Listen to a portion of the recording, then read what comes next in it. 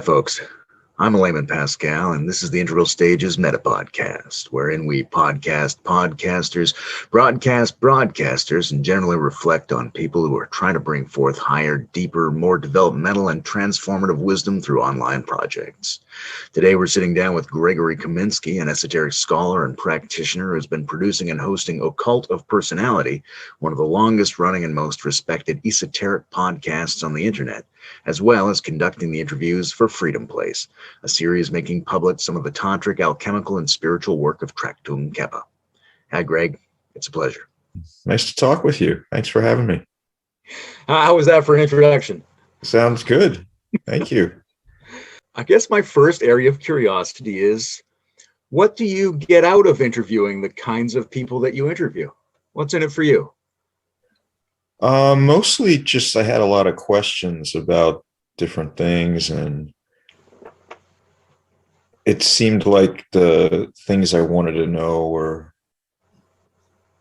they might be in books, but a lot of the times they're not really easily accessible or understandable. And so I just really wanted a chance to talk to people and just have a conversation and try to learn a little bit about them and what they do. And I also feel like when you talk to someone, even if it's not in person, you still get a kind of a sense of who they are and what they do and the way they are. And so I think when it comes to spirituality, that's interesting because theoretically there's some connection between what we do and the way we are. And so that became like a kind of, for me, an important aspect of doing these interviews, is trying to determine if what the person says they do affects the way they are in such a way that it's compelling or interesting or inspiring, or maybe cautionary, where you say like, well, the way that person is, I don't want to be that way, so I'm not going to do what they do. So it can work both ways, I guess. So for me, that was probably, between just general knowledge and learning about the subject, that was really the main thing I was interested in. That cautionary thing is fascinating to me because I have a lot of curiosities, I have a lot of questions, and I've been in enough adept student transmission circumstances that I'm attuned to seeing whether or not that plays out in kind of like a peer-to-peer sense within interviews, whether there's some kind of additional subtle resonance. But the idea of looking for what might not work out about a particular set of ideas or approaches in terms of the being of the other person, that's a really interesting nuance. I appreciate that. Yeah, and I don't know how accurate this is. It's certainly not any kind of science, but I feel like many times people don't think about what they're really seeking when they get involved with a spiritual path or teachings.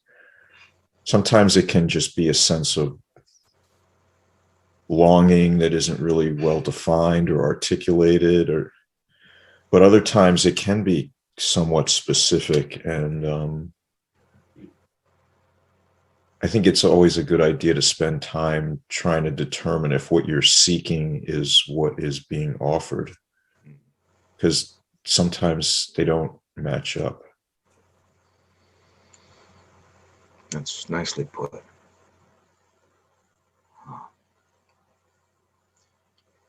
In terms of being curious about you as a person, I guess I would want to ask something like, what do you think the major psychological chunks of your life have been so far? Like, what's the story of the 3 or 4 or half a dozen most significant changes in your worldview and values and sense of being over your life so far? Is there a narrative like that? I suppose there is. I mean, I think a lot of it seemed kind of undefined childhood and young adulthood, and mostly characterized by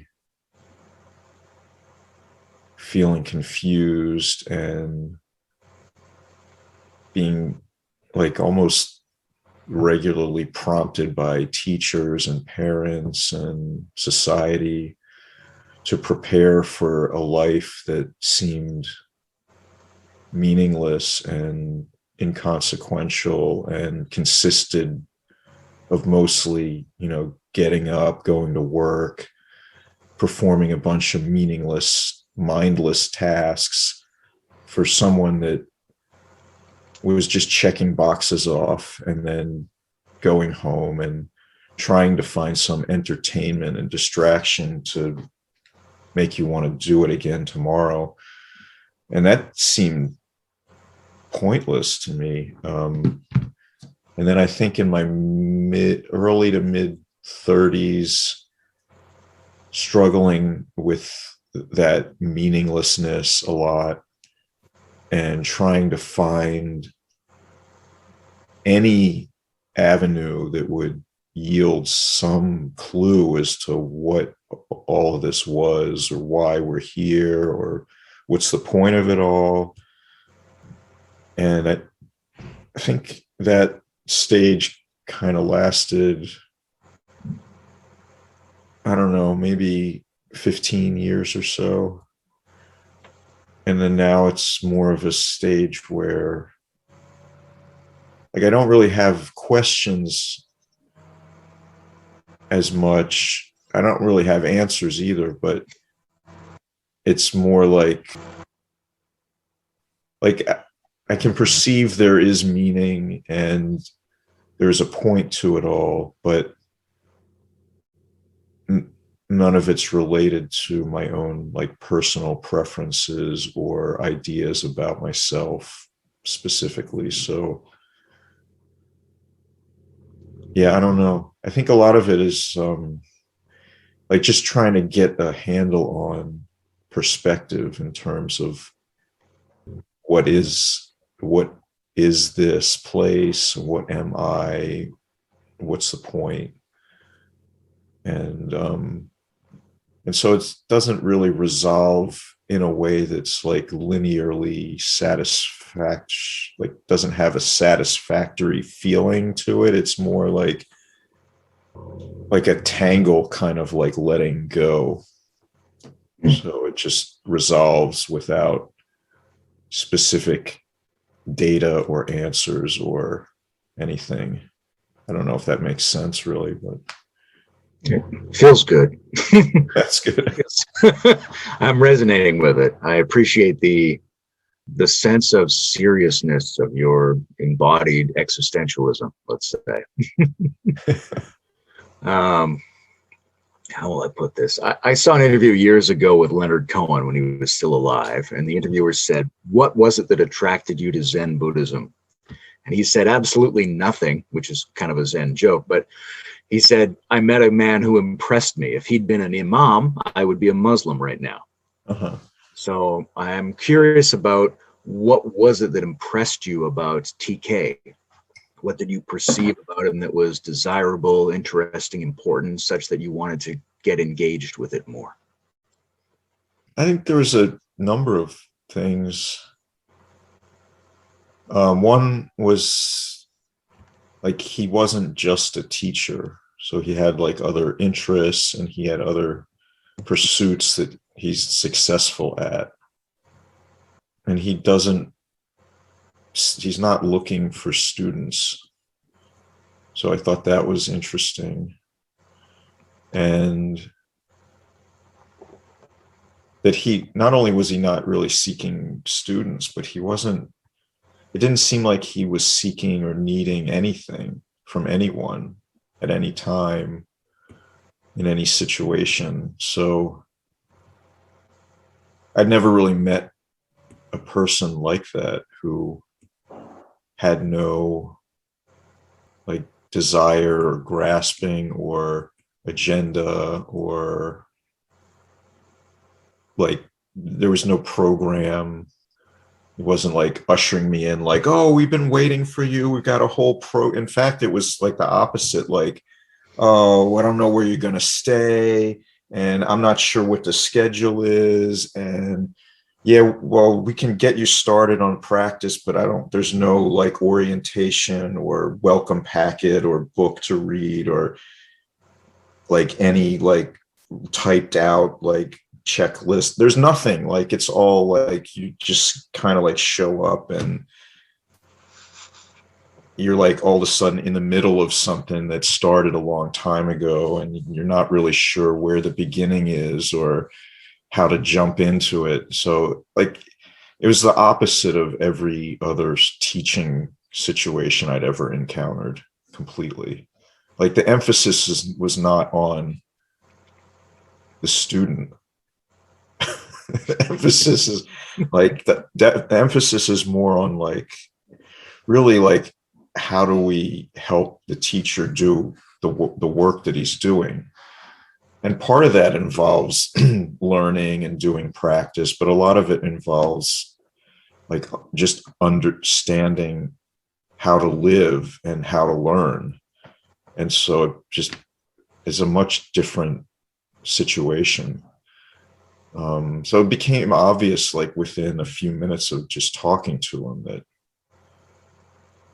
you know, similar to Cohen, I guess, like if he taught plumbing, I'd be a plumber. It's almost like irrelevant, like what the system is, or even if it's a spiritual system, because if you're around here long enough, you just kind of begin to understand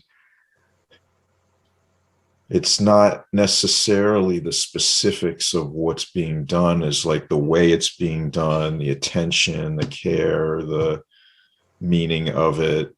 And pretty quickly you find that everywhere, like in everything. So that's probably as best I could describe it. Thank you. In wisdom traditions, it always seems to be that there's a tension between making useful teachings available to human beings and also keeping rare what is rare, and keeping apart what people aren't ready for and things like that. So there's a sort of dialectic there. But what were the kinds of discussions and prompts that went into setting up the Freedom Place interviews? Because it's an interesting, decision to try to bring some of that into a more public forum. There weren't any conversations or plans or parameters or anything. So I think he basically he would just decide on the topic and that would be it. And so when you're doing it, does it seem like it's an extension of his work? Yeah, I mean, I don't know how to really describe it. There's nothing that wouldn't be part of the work, including having breakfast or working in the field or having a conversation with people, while taking a break. Like there's nothing that's not part of the work. So yeah, it's all intimately interconnected. So other than Traktun Kepa, I mean, you've dealt with a lot of traditions and you've interviewed a lot of people, and I'm sure you're very well versed in the historical sages of the human species. Who else has really impressed you? Who else do you feel like, in addition to being able to tell me some great things about spiritual teachings, really has some beingness, has something going on that seems like it's at the next level? I don't know. I mean, I think when it comes to gnosis or enlightenment, there's that, and then anything, more typically human is going to be far less original or bright or immediate. So I don't know. I haven't really met anyone else who's even approached that. So I don't know if that sounds like judgmental, but I mean, there are good teachers and plenty of impressive researchers and people that know things and are able to convey information. But like in terms of like a wisdom master, that's like a very different thing. And so I don't know. Yeah, I couldn't say there's really been anybody that I've met or talked to or read or anything that would be in the same category, I guess. I don't know. This It's fine. I don't think it sounds judgmental. I think it sounds very personal, very authentic. Like this is your experience, which is what it should be. Yeah. I mean, everyone else is basically human. So, like, you and I have very much in common with most every other person. But then, like, the wisdom master, like, their mind doesn't even work the same way. So it's like we don't really have a lot in common with them. And so the difference is really glaring, you know. It's really quite huge. Yeah, I mean, I don't even know like if I could make an effective comparison, but like I don't know. I think humans probably have more in common with like a dog than we do with like an enlightened master. And that's strictly based on like the way that our mind functions, not really on not on biology, not on appearance, not on behavior, certainly, like not in any of those ways, but strictly in the way that we perceive. And and it's really only in being around that you can actually begin to distinguish the difference. Because if you're not around it, it's like you couldn't even know that it's real. At least that's my experience. I'm going to ask a question that my guess is it's a question you've been asking for a lot of your life and probably still are, but I'm going to ask it like you might have the answer. Greg, is there a common prehistorical root to all the wisdom traditions, or is it just that the structure of human beings inclines us to rediscover and regenerate a set of skills and insights whenever conditions make that possible? Well, I don't know that those are actually different things. So wisdom traditions are based on the discovery of wisdom, which we should understand as reality itself. So is there a common origin? Yes, reality. And do human beings then go rediscover that each time? Definitely, yes. But in terms of like, is there some overarching place or culture or tradition that like everything comes out of, like Atlantis or something? I how could I ever know that, you know? I mean, it sounds certainly plausible, and why not? Like, it, why couldn't it be that the case? but I could also see, like, many cultures have their own wisdom traditions that they've seemingly developed. And on one level, it feels disempowering and a little bit like not having any sort of confidence that we're capable of it, to say, like, well, all the wisdom comes from the past and it all comes from a specific place. But I mean, in truth, I think when someone realizes truth, even in glimpses or small stages, they're rediscovering the truth of reality. And that, like, I don't know, that it always feels like that is the origin in that moment. So yeah, I don't know. I mean, it's like asking, like, what's the origin of the world, or what's the origin of humanity? Like, I don't even know if there is one.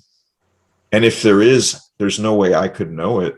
So it's fascinating to think about, but I've got no helpful data on that. Yeah, it runs right up against whatever that paradoxical double structure is that none of us can get past, but we could potentially inhabit. Yeah, I mean, I think there's something to be said when, like, there's a refusal to even entertain questions about origin, because at its root, and I don't mean like a criticism of you or your question in any way, because obviously I do the same thing and still ask these questions, but, like, on some level, it's like it's a fascination that distracts us from really, like, what our own responsibility is in terms of doing a practice or understanding something about ourselves, or seeing through our delusions or the way that we are judgmental about others, or, in any number of different ways. And so it's, on some level, I don't know if this is a male tendency, but it seems like it is, where, like, men, they want to think about these great questions about philosophy or politics or economics or culture and society, but they don't want to think about what's for dinner, or how am I going to pay the bills, or is my wife happy? Like, the immediate things that actually impact our everyday existence, on some level, is probably what we should be thinking about. But we like to think about, like, the origins of the world or humanity or the great questions, because I think on some level it makes us feel important, like that we're considering things that have import, and therefore we're important also. Yeah. Because I think on some level we feel that we're not. And if we knew the answers to these things, then we definitely would be important. And we could tell everybody else how important we are, and that they're wrong about the things that we know the truth about. At least that's how it feels to me sometimes. But again, I don't mean that doesn't discount the intention behind the question, which is still fascinating, and as humans we'll still always wonder about. Yeah, there's a certain, we have a tendency to want to feel significance by relating to something that feels significant. And I think that's good. That's part of our structure. That's part of how we enter into relationship. But it can get intellectually and historically carried away. And I think it's important for people to balance that out, especially men. Like for me, if I'm going to do an interview, I was out putting stones in the yard, digging up the sod and stuff like that, because it's important to me to feel that that is just as significant so that I don't go crazy. Mhm. But I also realize I have a different responsibility as a practitioner and as an interviewer. And when I'm an interviewer, my job is to present two sides of a situation so that hopefully the person who I'm talking to says either those are not the options or here's the synthesis that overrides both of those options. Mhm. When I'm a practitioner, it's my job to do that for myself. Right. That makes sense. This is a tough question. What features do you think are most broadly shared among different effective psychotechnologies? What are the general, you know, functional types of practices? Because I think you have a sense of a lot of different traditions, present and historical. I'd say one is a living teacher that's actually done, like completed the path, because otherwise everything becomes like trial and error, and there's no way to, like, even with a living teacher, the success rate is pretty low. So without the living teacher, the success rate's just about zero. So we can know if we're our own teacher that we've got a bad teacher. Doesn't mean it's the worst teacher, but it's not a good teacher. So living teacher that's accomplished the path is probably the first one. Another aspect is a recognition that on some level, like, we aren't capable.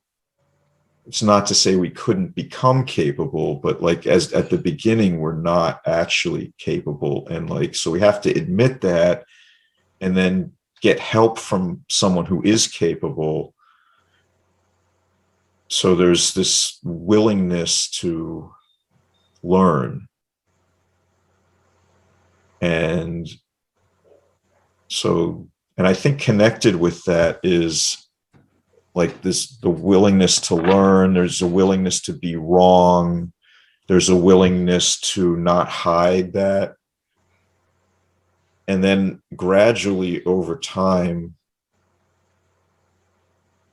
there becomes a willingness to submit to the teachings. And generally that involves like some sort of like a self nullification. I don't know if really that's the best term for it, but it's a recognition, and it usually is in stages, starting intellectually and then moving into existentially, of a recognition that what we think of as a self, like, first of all, it's wrong at a fundamental conceptual level. But beyond that, the concept is wrong in the sense that all of our behaviors with the self as the axiom lead us into less than optimal circumstances. And when we change that and we act from the understanding that the self is just a concept and not a real independently existing being, that our actions don't produce this sort of grasping self-concern that's characterized by, a lot of clinging and worrying and scheming and strategizing and hacking and, doing anything but what seems natural. So I think there's this way where we can allow ourselves to be absorbed into what we already exist within anyway. It's just a perspective shift. It's not anything, nothing's really changing other than the way we see it. But I think that's another crucial part, is this sort of willingness to allow ourselves to be absorbed into it. And then I think beyond that, there's really the faith that the process will do what it's supposed to do. Because it's easy to get wrapped up in more self-concern about, is it working right? Or am I screwing it up? Or like, how much longer does this have to go on? And, there's the endless number of questions, but just having some degree of faith allows one to just rest, be peaceful and quiet, and just allow it to happen. I don't know, there's probably a lot of other aspects to it. Purification comes to mind as one of them, but I think there's probably, you could go on and on discovering different ones, but I think those are generally like basic ones, I think.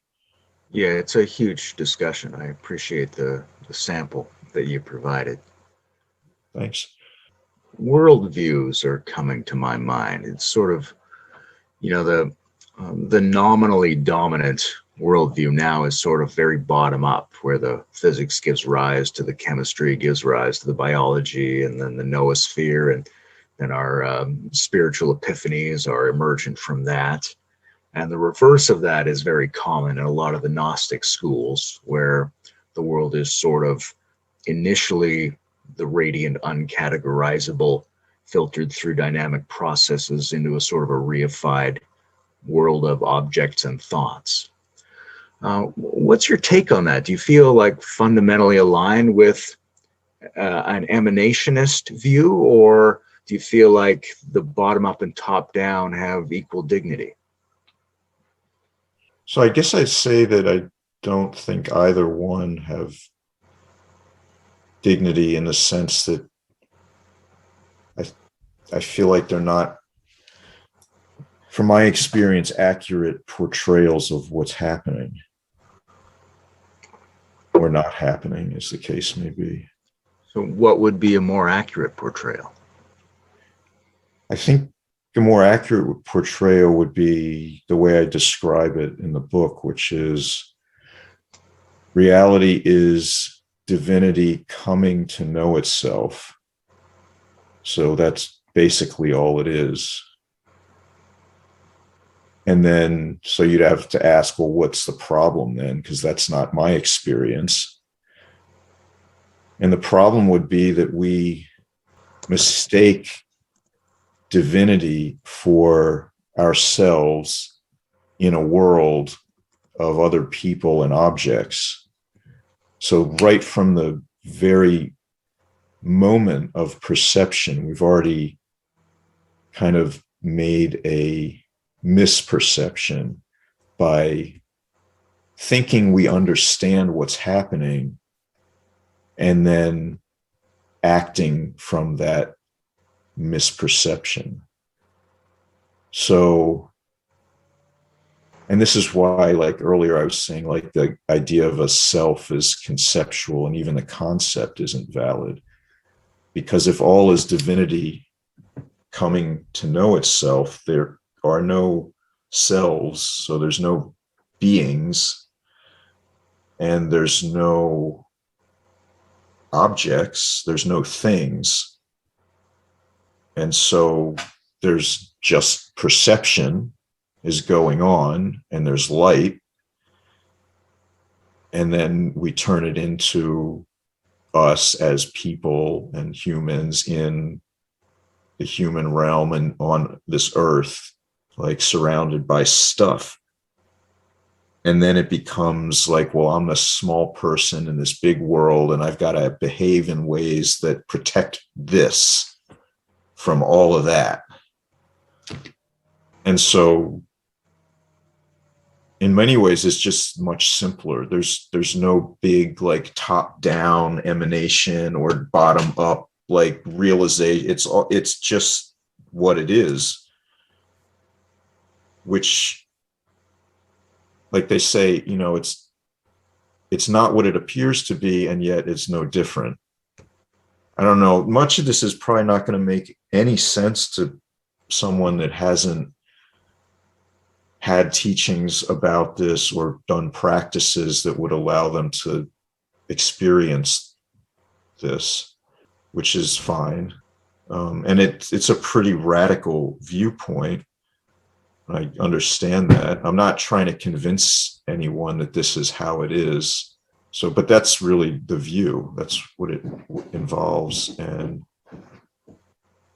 in many ways, it's far simpler, but it's more difficult to be that. That's terrific. It's what I mentioned in my last remark. This is the kind of answer that I'm hoping for, which is when I say, is it top down or bottom up, I'm hoping the guest says, here's the coherent explanation of why that distinction doesn't count. Bruce, who's the producer of this series, we're working on a book on, we call it the metaphysics of adjacency, but it's about the fundamental distinction between what is distinct and indistinct doesn't really apply. And if you take that out, then you have a completely different metaphysics in each moment of perception and cognition. So, how would I ask the next question? I'm curious about the role you think novelty plays, because when we say the world is divinity encountering itself, becoming itself, the classical way of thinking about that is the eternal or primordial situation. But another way of thinking about it is that's an emergent or novel situation. And I'm curious about how you think about primordial versus novel, like levels of consciousness is an interesting example. Are the levels of consciousness always the same? Have they been known from eternity? Or are there new levels of consciousness that were never known in the past and could still emerge? What's the role of novelty in all this? That's a good question. I mean, on one level, the view that we're talking about precludes thingness, beingness, motion. So in one sense, it would be like nothing, no thing is happening. But it's not static, right? Like appearance is not static, it's dynamic. So how is it that something can be unmoving and permanent or eternal and yet dynamic and always changing? Because that's what we're talking about. We're talking about the unchanging that's always changing, right? So I think, to me, the novelty comes in our perception, because it's only by seeing things as they are, which is not as things at all, that we are able to kind of perceive it as its appearance instead of as our concept. Because I think most of the time when we see things, we have this like designated object, whether it's a person or a thing or even something we've never seen before, we can do this. And so I think the novelty is like not designating, like not thinking we know what it is before we even look at it, and being able to see things with fresh eyes. And that, I think, I don't know if that's really an answer to the question, but that's, I guess, what I would say. Again, it's exactly the kind of answer I'm hoping for. I don't know what watchers and listeners to this will think, but That sounded like a very coherent Mobius strip deconstruction of the distinction that was presented in the question. You have a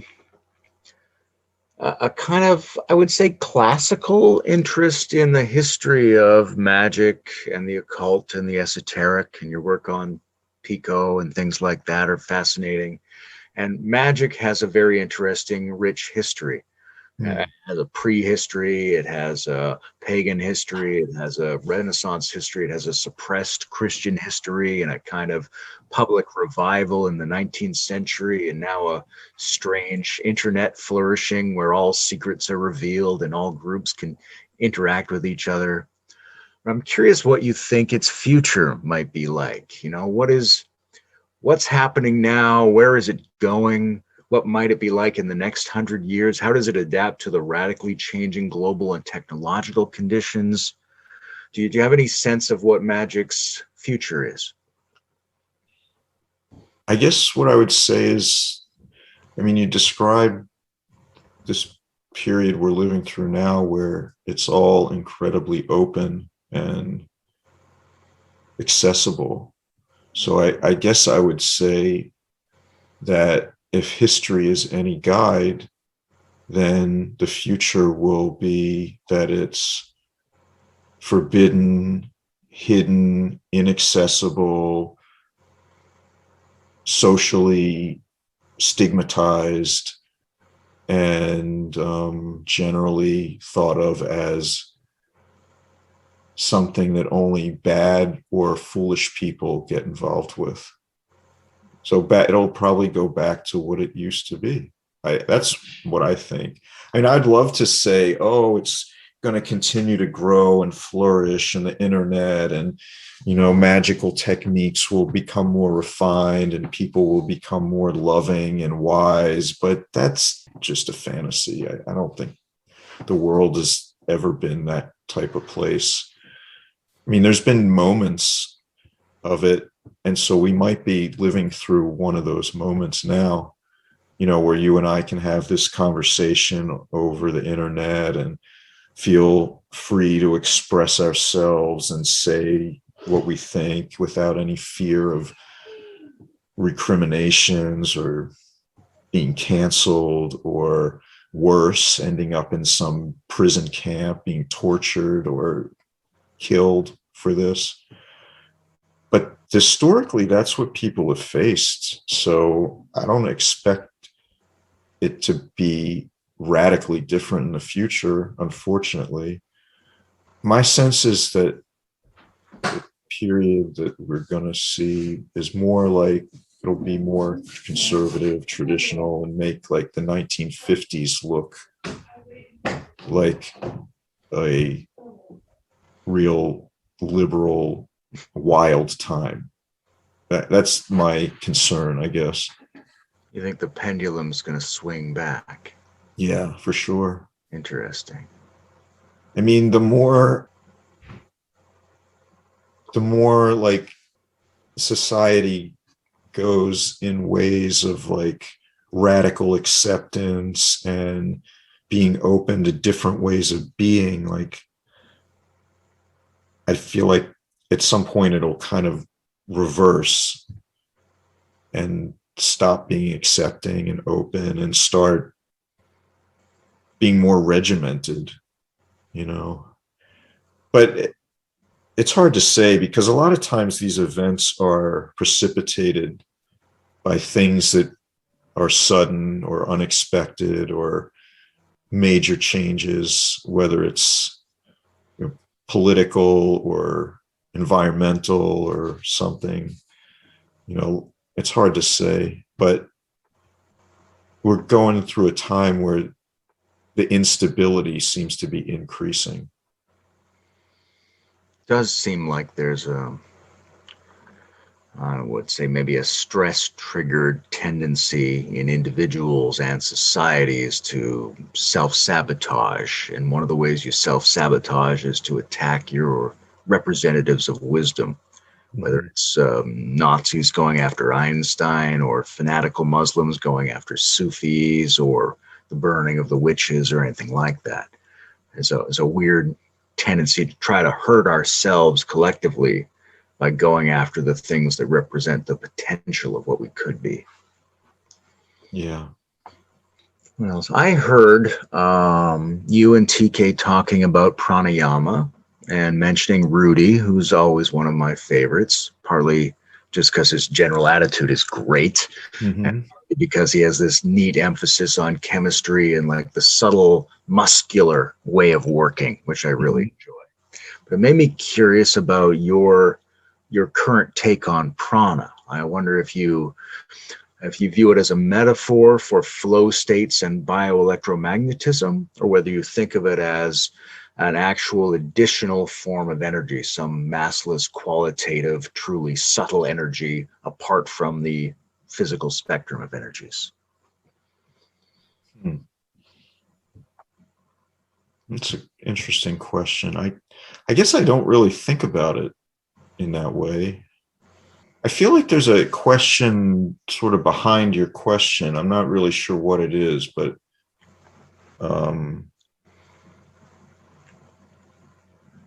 like when you talk about prana, like what are you talking about specifically, or what does that? I'm talking about two different views, and the one view is that when we talk about these energies, chi, prana, whatever we want to call them, that some people might think we're metaphorically discussing in a very practical way how we can behave and how we can harness the physical electricity that exists in organisms and is detectable by our nervous system.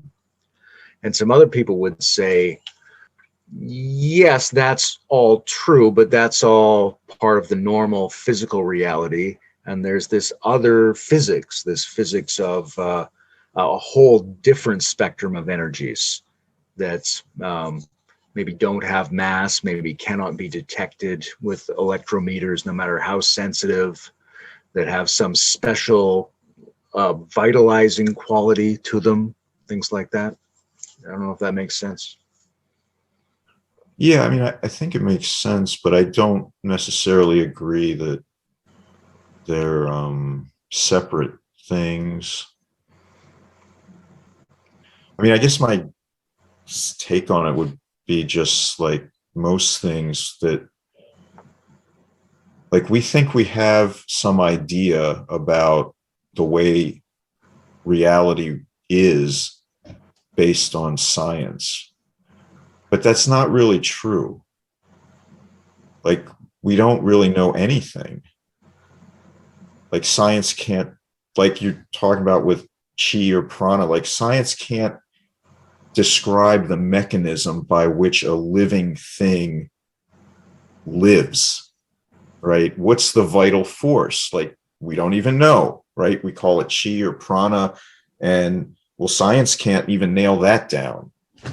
So I don't know. I mean, to me, it's like just a big mystery. Like I don't know how it works. And I'm not sure knowing how it works would change anything. Like if I knew what chi was and how it worked and how to get more of it, like would I be a different person? Maybe. I don't know. For me, it has to do with the way I rotate or privilege my focus, because there's some experiences, like if I put up my hand and it's pretty easy for me based on a lifetime practice to make my hand feel like it's tingling. Now, maybe that hand tingling is just the normal electricity in the cells of a hand being fed back into my nervous system, and therefore is not really the chi. Maybe I should be orienting toward the vital principle as something much subtler than that. Or maybe I should be orienting toward that as if that were the vital principle. I don't know if that's a intelligible distinction. Yeah, I mean, I think it is, but I also think that there's levels prior to that you could go where like that question is not really even relevant anymore. Like, who's the one who's even thinking about the chi? Right. But those levels, they work together in some way, right? Like um, the one who's even thinking about the chi is a kind of opening in consciousness, but at the same time, you still live your apparent form. And just as you wake and sleep and eat in your apparent form, you may have a conditional assimilation and processing of subtle energies. Yeah, so I guess what I'm saying is that what you're talking about is the obscuration. Mm. We say it's me. And I say, yes, that me, the self, that is what's preventing the one who's thinking about the chi from realizing that that's the one who's thinking about the chi. So is it necessary, I guess, is the question, because the wisdom traditions say it's not. Like, drop the obscuration, see through it, see through the delusion. There's no you there. It's just the divine seeing through those eyes and thinking about the chi and wondering what it is. But it's all a big mystery, because even the one that's wondering about it doesn't really know, and doesn't even know what it itself is. So yeah, they do exist. There are levels, but I guess the question is, like, what level is the one that's going to be effective to allow for transformation? Yeah, there's like a weird triangle here, which is like, on the one hand, subtle energy is similar to food, in which no matter what the condition of being in general is, you want to choose more nutritious over less nutritious food sources. And then there's a question of whether any of that choosing should be done at all. And then there's an issue of whether the choosing itself is done by the undoing of the sense of the chooser. Yeah, and then there's like an attitude of life which says, like, it's all just a big mystery, and I'm going to choose the food that's the most pleasing, whether that's the best tasting or the one that makes me feel the healthiest, or maybe those two could be the same in some God realm, but yeah, it's interesting. Do you like, obviously there are a lot of breath work methodologies with a lot of different goals, but do you do pranic or breath work activities in general, and which ones do you tend to prefer? I don't really focus too much on that as a practice. I have in the past, but I don't currently. So I don't know. I do think it's good practice, though. There's a really fascinating idea in Gurdjieff, which is that the um, benefits to the individuals of processing prana and processing perceptions and things at a higher level are sort of a side effect of the general ecological need for us to do these practices. That we have a role in the biosphere, we have a role in the cosmosphere in terms of processing energies, refining them, working on them. So I'm curious whether you think of human beings as having a function in the general system of the universe, or whether you lean more towards the sense that the thinking of the general system of the universe is already a misstep. No, I mean, I think there's something to those ideas. Like, I don't know if those are like actually the way things are, but if you act as if that's the way things are, things tend to work well. I guess, is because I mean, what he was describing, what Gurdjieff was describing there is a whole mechanism, but also like a way of being for a person, a disposition where you could accept whatever suffering you are given, and you accept it and you go into it like fully consciously, knowing that you're suffering and that it's horrible, but that you're doing it with awareness. So you're saying like, I agree to this, I will do it, I'll accept it, and I will deal with the consequences because this is sort of like my lot in life. And it doesn't mean you can't try to improve or change, but in each moment, to not struggle with reality as it is and wish it were different. Like, not only do you conserve a tremendous amount of energy that you can use for positive things, but it actually changes the circumstance in a way, because there's some level of grace to it. And that, I don't know exactly how that works, but it happens as a result of us being authentically humble and willing to accept who and what we are at any given moment, and not struggling, wishing it were different. So I think there is validity to that for sure. And even if someone weren't an esoteric practitioner, even if they were just a regular person, like, that's still beneficial. We talked a little bit earlier about the sort of radical difference in the psychology of the wisdom master from the human being. And I have a curiosity about, I guess what I want to say is, what's the relationship between Buddhas and secret chiefs? And what I mean by that is, we have, as a species, some different ideas about what a radically higher or different or more developed human being is like. So on the one hand, we have the sense of a Christ, a bodhisattva, a Buddha, someone who's really intact and radiant and compassionate and useful. And on the other hand, we have kind of what MacGregor Mathers describes as his interactions with the secret chiefs, as these people who are incomprehensible and hard to remember, and you get nosebleeds around them, and they're more like a UFO encounter than an encounter with what we would imagine is a Buddha or something like that. And I wonder if you think of those as different degrees in a process, or are they both real and one of them is not real, or are they alternative paths of progress?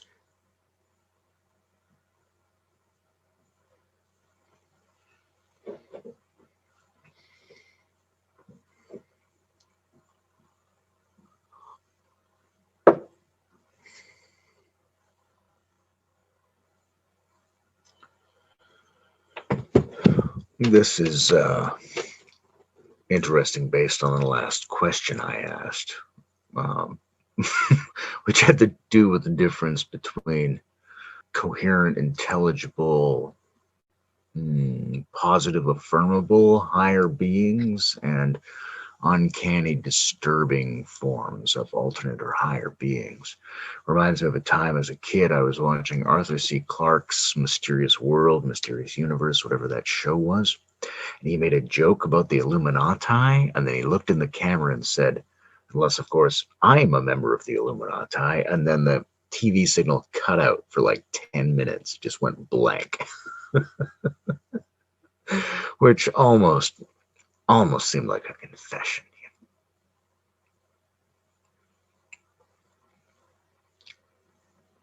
Maybe I'll tell that to Greg if he comes back.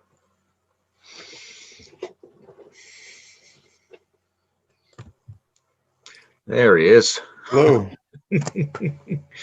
Oh, good to see you. You too.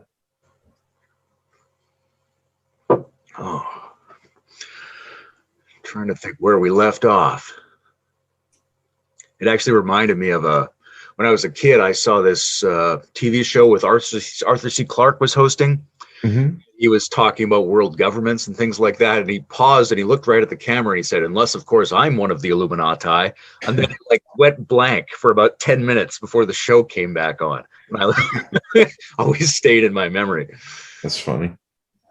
I think I was asking a question about sort of two different styles of thinking about higher human consciousness and evolution. I was using the symbol of Buddhas and secret chiefs, where we have on the one hand this broadly popular human feeling of bodhisattvas and Jesus and a kind of recognizable, benevolent, transpersonal human being. And on the other hand, this thing that you find in some parts of the occult community, like in MacGregor Mather's stories, of like encountering these people who've gone so beyond that you can't even really look at them and you get nosebleeds around them. And it's more like a UFO encounter than a benevolent, radiant human being. So like, are those, first of all, do you feel like those are both valid? Do you feel like one's farther along a path than the other, or do you think they're divergent paths? I mean, I don't doubt that there are beings in some kind of hierarchy of overseeing. I don't know, but I've never met any, and I don't know of any. And like all those stories, like I don't know if any of those are real. So I am skeptical, I guess, of that. What about just encounters with really anomalous or really weird things, like where it's part of the manifest play of the universe, but it's the way people have UFO experiences, some of them, where it just seems like it does not fit in any of the established categories and it completely fucks with their cognitive ability to map the event. It just seems so not part of the normal ontological structures that it weirds them out for the rest of their lives. Have you had anything like that? I mean, yeah, but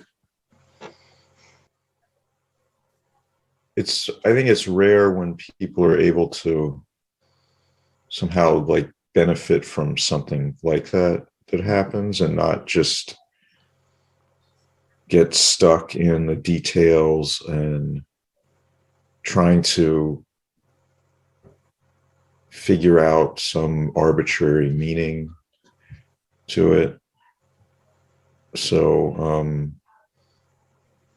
I don't know, I feel like those things are very interesting, and it's very easy to like get distracted and pulled into some like area of research that doesn't actually really fundamentally change.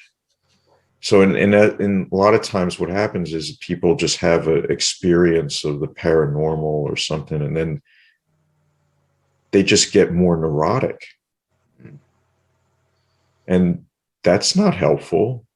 So it's interesting to investigate these things if it leads somewhere beyond them. But if it just leads into more of like, UFOs, aliens, pyramids, Atlantis, secret chiefs, like Illuminati, global conspiracies. I mean, all those things may be real and valid, but do they affect you on an everyday basis?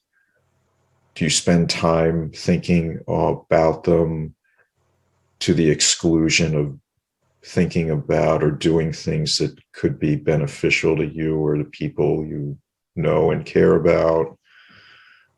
So, yeah, I think that those things are interesting, but it feels like they're often like a test. Like if you're presented with something so extraordinary, will you be able to like see through it and glean some benefit from it, or will you get totally sidetracked and caught up and lost really by it? And that seems to be the more prevalent reaction, which is understandable, but it doesn't bode well for the idea that people who are into those subjects are somehow have like a higher level of consciousness. Yeah, it's hard to, well, I don't know if it's harder than anything else, but it's hard to assimilate anything in the right way. I think of that stuff a bit like I think of psychedelics, which is it could be something that feels like it stands outside of your map of the world and always like goads you forward towards a relationship with the uncategorizable. But if you're focused on figuring out where that thing goes in your map of the world, then you end up going down a rabbit hole that can be regressive rather than developmental. Yeah, or that like a lot of times what people get caught up is like, okay, how do I make that happen again? Whether it's psychedelics or UFO or, and then it's fundamentally just about themselves. And look, I think the whole point of these type of experiences is, you're right, it like shatters your model of reality. But then your model of reality should then like start to include the possibility that you're wrong about everything. And if you're wrong about everything, that should also include the possibility that you're wrong about your desire to know more about this particular thing, or that you're even capable of knowing what it is. Or so I don't know, I feel like all of these things are like doorways, or they're opportunities. And the question is, do we get caught in the details of it, or can we turn it into something useful? Because I don't, like you said, we might do something right or wrong, or like, I don't know if there's really right or wrongs.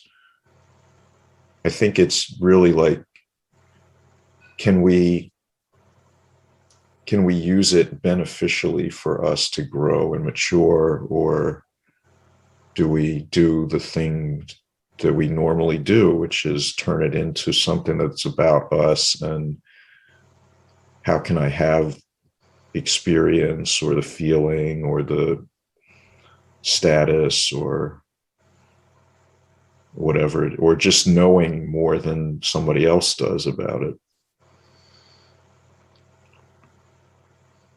I think that the piece about the compulsion to repeat the experience is really important.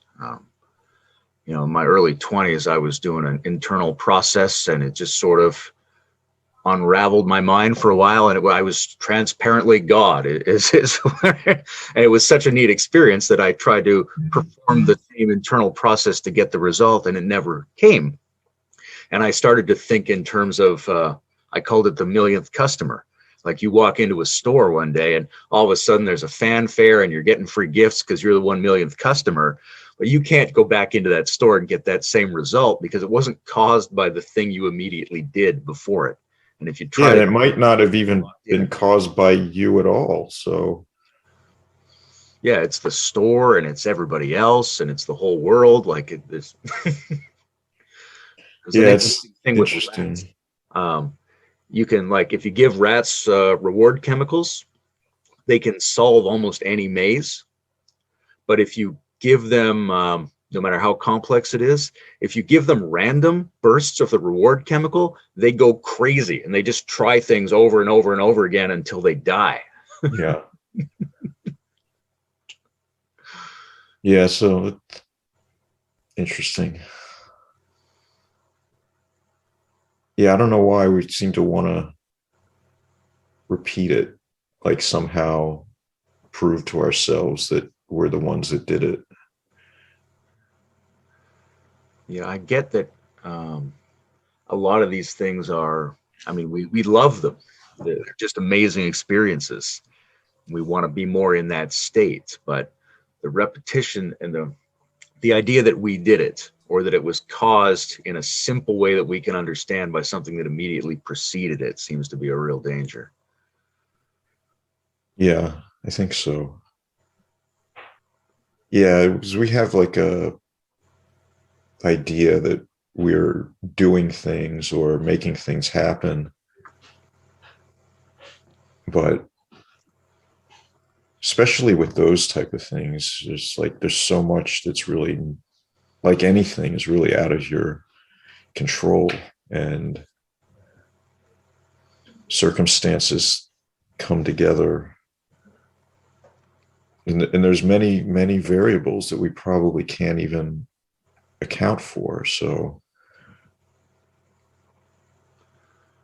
in a world that is so complex and so causally interconnected and so informationally opaque and so ultimately uncaused in a way, what's the role of will and intention and the development of those faculties in human beings? well, I mean, I think attention is just love. So we pay attention to what we love, and I think to be fully alive and mature as a person, it I think it generally on some level means your attention is not scattered or self-focused so much.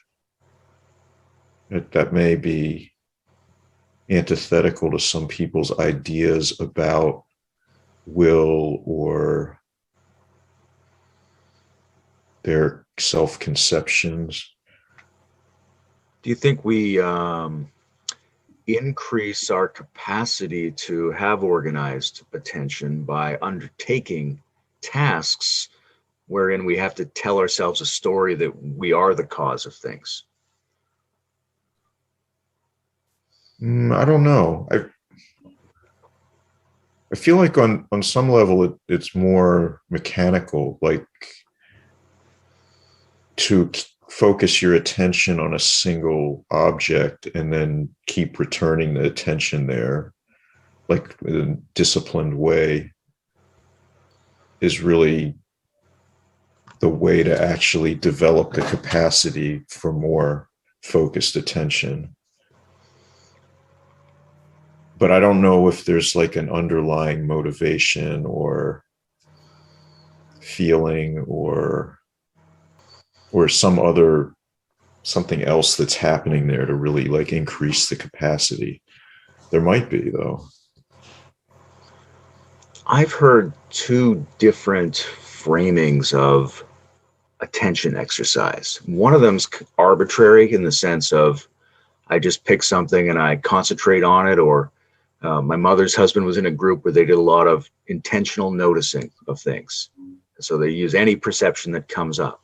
But there's this other story where that kind of makes the world flat, makes your perceptions arbitrary, and you should, for them, be focusing on things that actually impress you, things that stand out to you as uniquely salient, that you love, perceptions that you love, that seem to be pregnant with, the right kind of ambiguous meaning for the person that you are. Which one do you feel attracted to? I mean, if all appearance is the divine, then is it right or correct or useful to have a preference?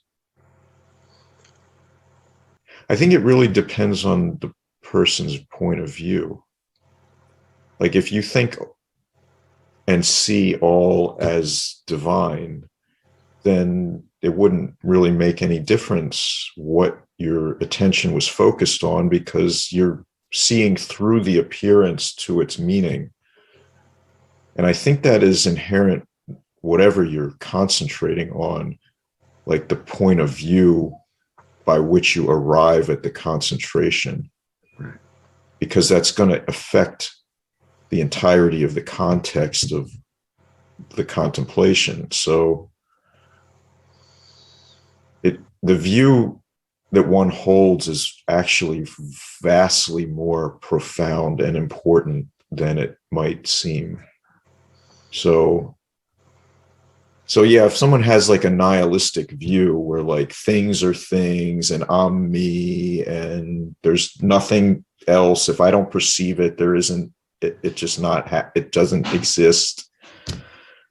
So in that context, yeah, it would be foolish to spend time focusing your attention on things that weren't meaningful or beneficial. So I think the person's view dictates how they're going to approach that sort of meditation. Does that make sense? Yeah, it does. But it makes me curious about whether, um, if everything is transparent to the divine, then isn't the privileging process equally transparent? So that by selecting something over something else, one is not necessarily moving away from the equivalently divine status of all things, but that process itself is also transparent. Well, yeah, I mean, there wouldn't be anywhere to go, and there wouldn't be anyone to be going to anywhere that there doesn't exist anyway. So those questions just kind of dissolve or resolve themselves in the view itself, because there's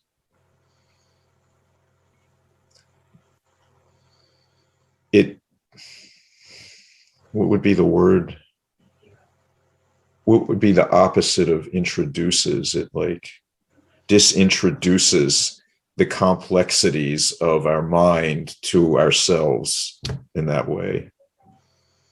Disintroduces. That's I nice. don't know if that's I've it never doesn't heard it before, quite but make sense, but that's kind of how it feels, I guess, in my mind. these are really interesting conversations because this is the edge of what language can do. I know, like David Hyman Smith talks about the fire in the hollow log. It's going to consume itself. And, H.P. Lovecraft is like that too, where he writes in a way that points to the fact that language cannot contain what he's writing about. It was indescribable. So they're very strange. Interesting things can happen at that edge. Sure.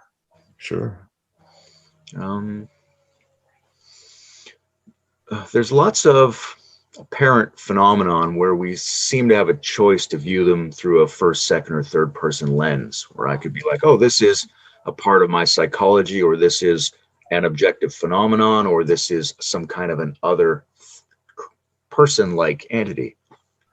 What do you think are the pros and cons of thinking in terms of entities, especially for subtle kinds of phenomena?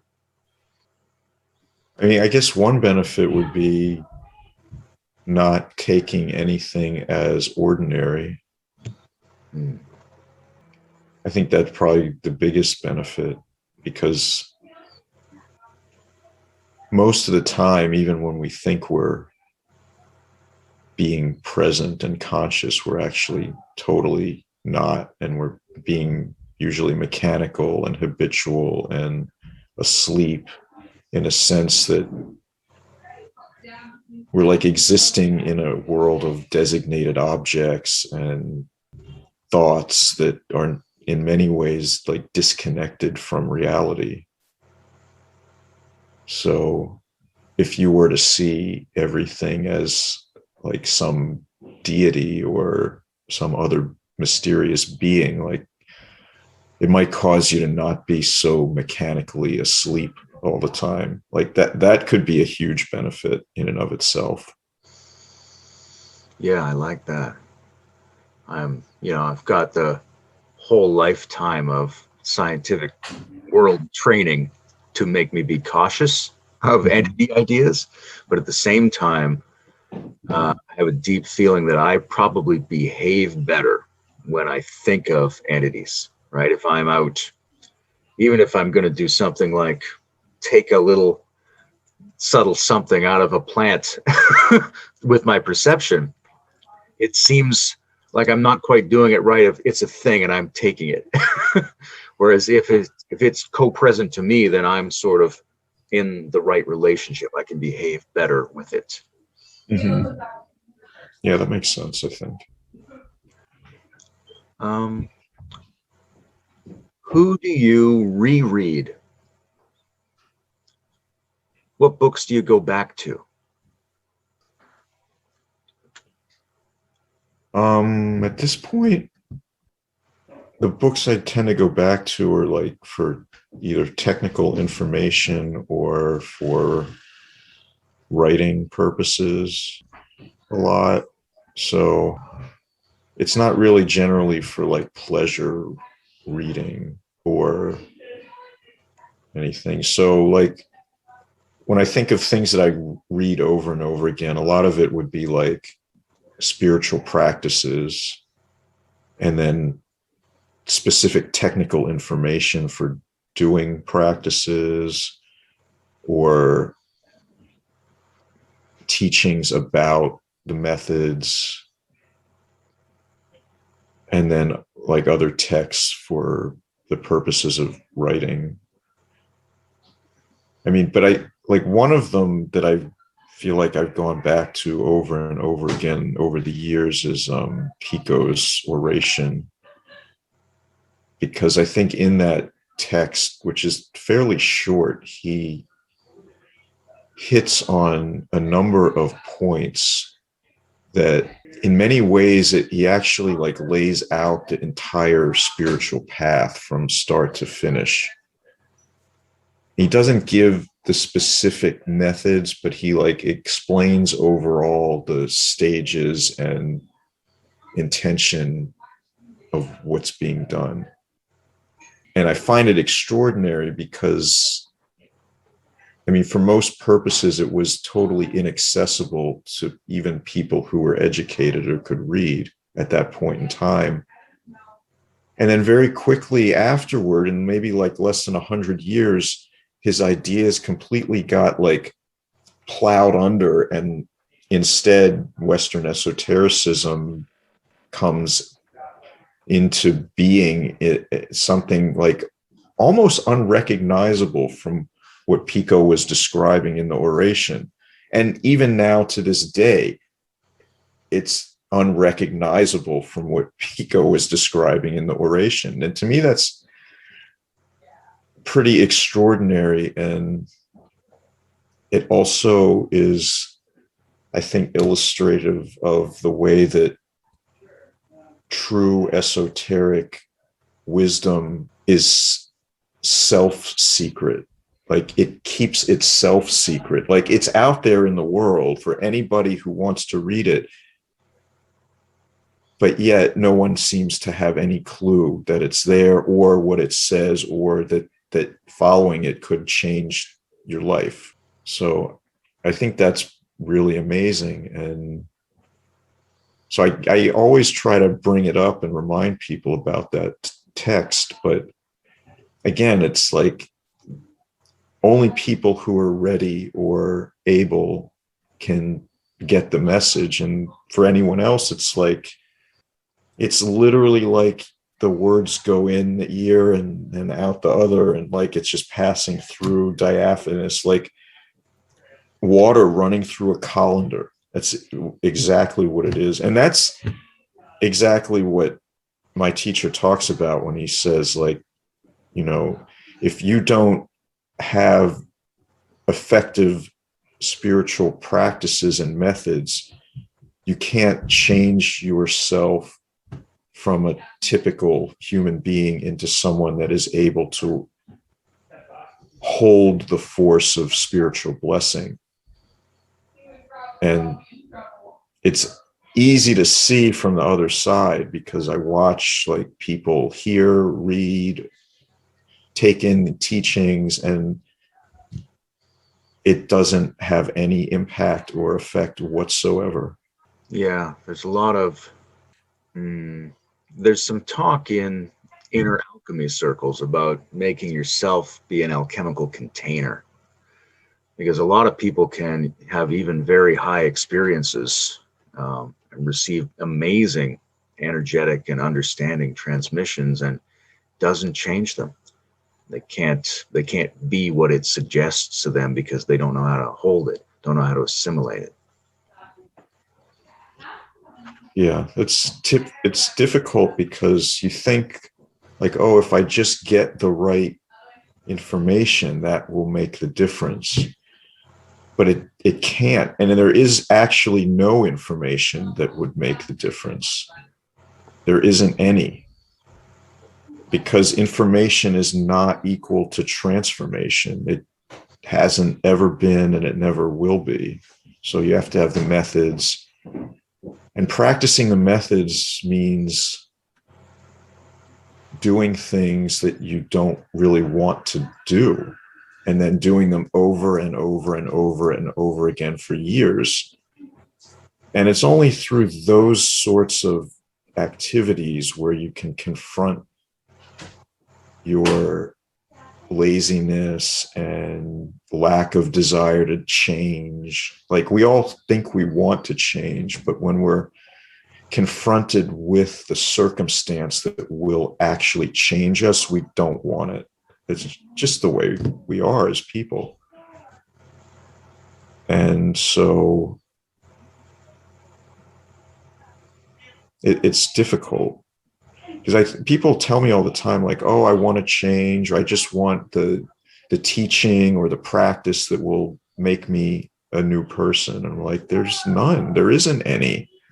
Like, becoming a different person involves actually becoming a different person. It's difficult. You have to do a lot of work, a lot of self-reflection. You discover things about yourself that are distressing and uncomfortable, and ultimately make you feel nauseated. So it's a process, and it's not fast, because we've been doing the same things forever. So to do something different requires a lot of discomfort and anguish, and, weeping and wailing and gnashing of teeth and rending of garments and the whole thing. So it is on many levels like a death, and that description is not really like a romantic one, the spiritual path. You have to die before you die. Well, it's true. Like, you really end up having to give up like a lot of the things that you held as precious in order to change, because that's what is required to change, is like giving up all the things that make you you. Yeah, it seems like there's a lot of, it's very natural to human beings to ask, what should I do, when we may not be able to do anything yet. Like, Yeah, we not only can't do anything, we can't even like really be present with ourselves.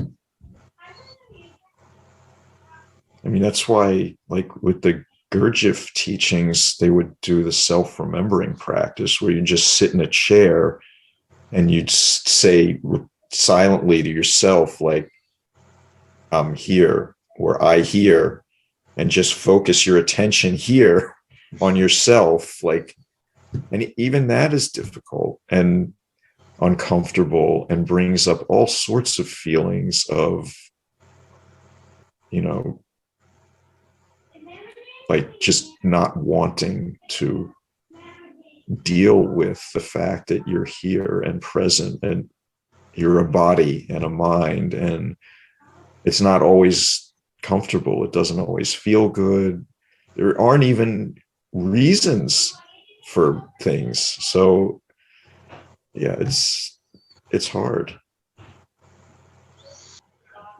you seem to have had a life in which you are involved with lineages and traditions and history, and some, like Pico, interest in some very interesting, great ancestral type figures. What's your relationship to your family lineage, to that sense of history? A lot of the really old traditions involve people honoring the ancestors and trying to draw a certain kind of wisdom out of their biological and cultural ancestry. Is that significant to you or not so much? Yeah, I think it is significant. So my family's background is Jewish, and I mean, I think just like learning the history and the religious teachings definitely had an influence on me. And I think it like gives me like a somewhat of a like serious aspect to my personality, and like not very lighthearted most of the time. So yeah, I don't know specifically like I don't know. I think on some level, a lot of it is like in sort of inherent and part of my personality and the way I am. And I think like a certain like interest in tradition, interest in books and writing and studying and all of that is part of it too. Do you have siblings? I have a sister, yeah. Um, do you see those tendencies in them as well? Not as much, really. I don't. It's not that they are not there, but we're pretty different in the way we our lives and the things we're interested in. Tradition is interesting because it passes on forms. Yeah. Um, and, I lived in a Buddhist community for a while, and there was always this talk from the teacher about the wet path and the dry path. The dry path was the one that extended the forms that we've inherited, and the wet path was the one that sort of experimentally regenerated and added new things into the lineage. How do you hold that balance? Like, especially when you're dealing with a lot of people who are in esoteric and occult communities where ritual is a really important part, is how do you weigh ritual as an extension of an existing form that we've inherited and ritual as an improvisational practice that's adapted to the moment and the circumstance? It's interesting. I mean, I feel like this question is really relevant up to a point. And then there's a point where you've done so much practice that you've done the practices so much that it's like just a part of your daily structure that it's not really a question anymore of like improvisational or following the form, because it's just not really what is going on anymore at a certain point. Like it might look like following a structure from the outside, but from the inside, like a lot of it is happening according to other cues or impulses that are arising like as part of the practice. So yeah, I think at some point that's just not really a distinction anymore. Yeah, I relate to that through, I was a yoga teacher for years. And on the one hand, if you really get used to doing those forms, then if you try to make something up, that's still informed by those forms. And on the other hand, when I'm doing what looks like the form, I'm actually doing something else. Right? I think if somebody watched me do my routine in the morning, it would look like I did the same moves every day. But for me, I'm doing them radically differently each day. Yeah, I think a lot of like you could compare it to like a musician, like the master musician, like Keith Jarrett, who will practice like play scales like 10 to 12 hours a day. But he says that doing that is the only way that he can walk out on the stage, sit down, and just play without thinking. And it's a masterpiece. And so that's kind of how you have to approach life, is like you practice so intensely that when it comes time to do the thing, like it just happens all by itself almost. So it's not like you're following a form or you're improvising. It's just coming out, and it's alive without thought, like any contrivance or thought. You've spoken to a lot of occultists and magicians over the years. There's an aspect to magic which is very much like Eastern esoteric disciplines, and there's an aspect to it that has the notion of the spell, or the notion of causing change in non-standard ways. What's your take on people who are really involved in that practice of trying to do spells and to cause change? I think mostly that people that want to cause change with magic, I think generally have a strong focus on finding an easier way to do something. And that could be for a variety of reasons.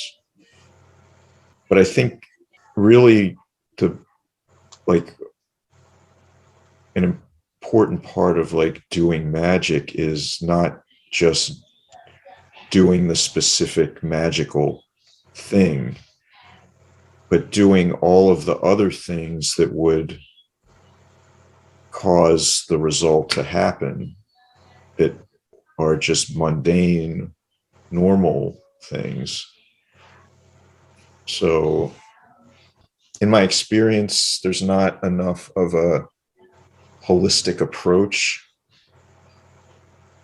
and an overemphasis on results instead of personal transformation, really. And it's sad because someone that's actually accomplished or attained some level of growth and realization is going to be infinitely more effective at doing magic, because first of all, they'll know what things to pursue and what not. So right off the bat, they're going to be devoting their energy and attention to things that are worthwhile and possibly will succeed. And then they just have the capacity and the skill to be effective at it, more so than people who struggle to be effective at normal everyday life. So magic is really interesting, but it's really only beneficial and useful once someone is able to master themselves, or at least start that process, I think. Otherwise, the results become messy, and it's easy for someone to turn their life into a real calamity, I think, if they focus on changing the world instead of changing themselves. But ultimately, people have to learn that for themselves, I think. I thought of asking about whether you think there are people out there who have changed themselves enough to do effective magic, and who are doing it for humanity, for civilization, for the planet, for the future of what's going on here. But I guess behind that is a general curiosity about what your relationship is to improving the world. I'm still really focused mostly on myself in terms of changing things. I mean, like, I've written this book, and hopefully that has some impact. And I have the podcast, so that reaches people. But at the same time, I don't have any sort of desire or wish that the world would be something that it isn't, or different than what it fundamentally is. I mean, I would love for there not to be the suffering and the pain and the all of that goes on. But on a fundamental level, like, I can't actually change it. I can change the way that I see it in myself and others. And that might be the extent of what's possible. So, I mean, I think, like, did Buddha change the world? Did Christ change the world? Well, on some level, they changed people's experience in the world, but on a more fundamental level, they didn't change the world in any way whatsoever. It's exactly the same place it was. So I'm under no illusion that I am going to be able to do something that they couldn't or weren't even trying to really do. So yeah, that's, I guess, how I feel about it. Is like, that's not my function. And I don't know if that is anyone's function, to change it in a fundamental way. And then there's also the idea that, like, if we all somehow became wise, that the suffering would end, but that would also mean that the whole realm ends, because this realm is that. And so if that's it, on some level, really, it's just we just have to attain wisdom, which means trying to alleviate the suffering of others. And yeah, on some level, I think it's just kind of takes care of itself. If you do what you're supposed to do, it kind of takes care of itself. With a Jewish background and an esoteric background and a spiritual practice background, what's your relationship to Christ? How do you experience that? Well, I mean, I certainly appreciate all the teachings, and I've, great admiration and respect and love for all of those teachings and the potential it has for helping people to transform. And I think there's a certain accessibility of that path in our culture, but at the same time, it's also, like, difficult to really discern and find, like, an actually authentic path within that, because we're, like, sold various images of Christ and personas, and I think it requires some level of discernment to really see through, like, the image of Jesus as, like, the weak, like, sort of passive, weak, like, peaceful, itinerant, sort of wandering spiritual guru. And and then to like also see that he was like confrontational, and that he didn't shy away from conflict, that there was, never shirked the duty or like the responsibility that was like, he didn't want to do it, but he also didn't run from it. So in that way of sort of accepting all and not needing everything to be a certain way for it to be good or holy or pure. So yeah, I definitely appreciate a lot about that. I'm tempted to ask a question like, what's the right way to make use of a symbol? But I know you'll be tempted to deconstruct the use of the word right.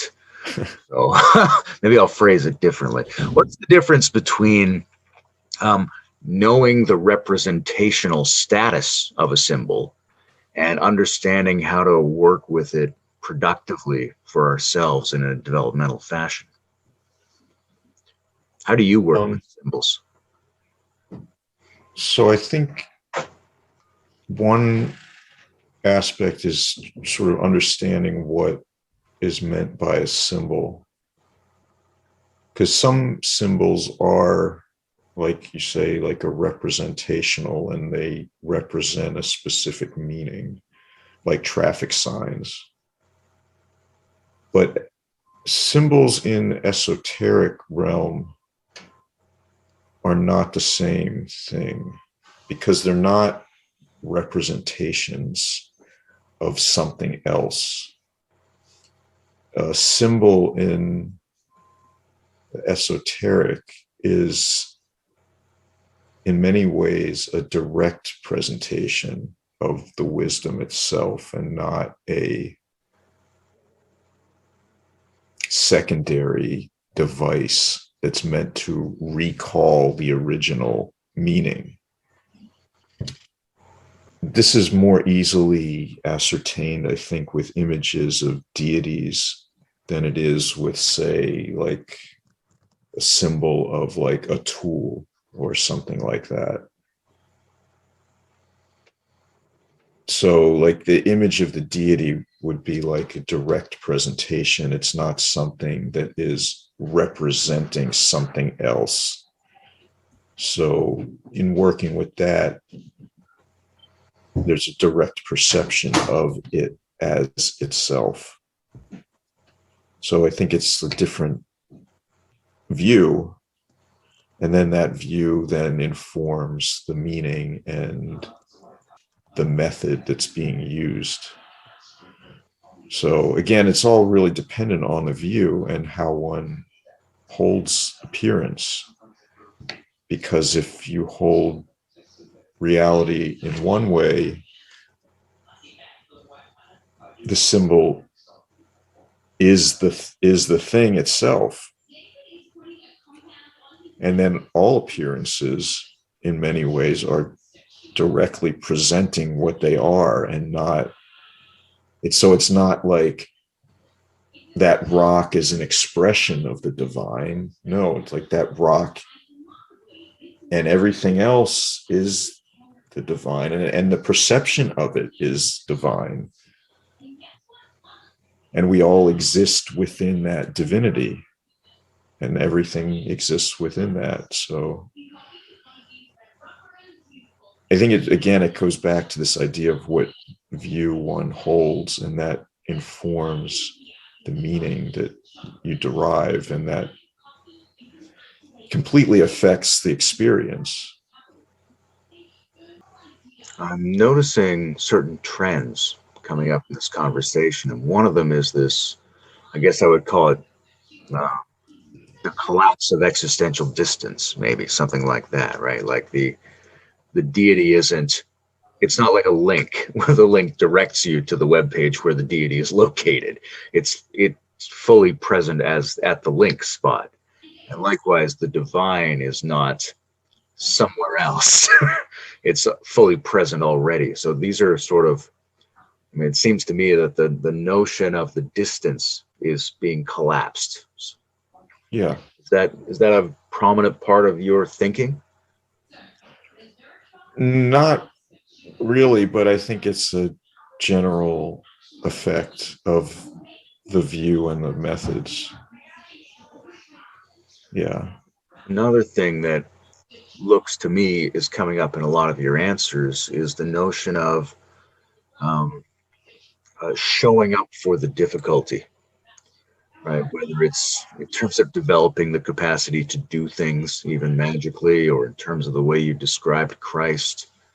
Do you think that's fair that um, your understanding of the world involves a lot of being present for the difficulty of how things are? Yeah. I mean, and I'd even go further and just describe it as accepting of whatever is and not wanting it to be some other way. So, yeah, again, if everything, all appearance is the divine, then whatever circumstances arise, like, are part of that. And for me to say, well, I recognize it as divine, but I still want it to be different than it is, that doesn't make any sense at all.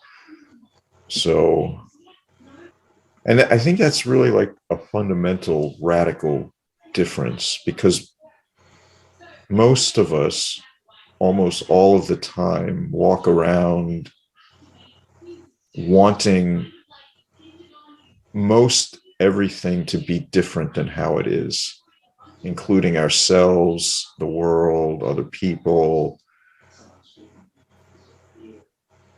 And that uses up a tremendous amount of energy and produces a tremendous amount of aggression.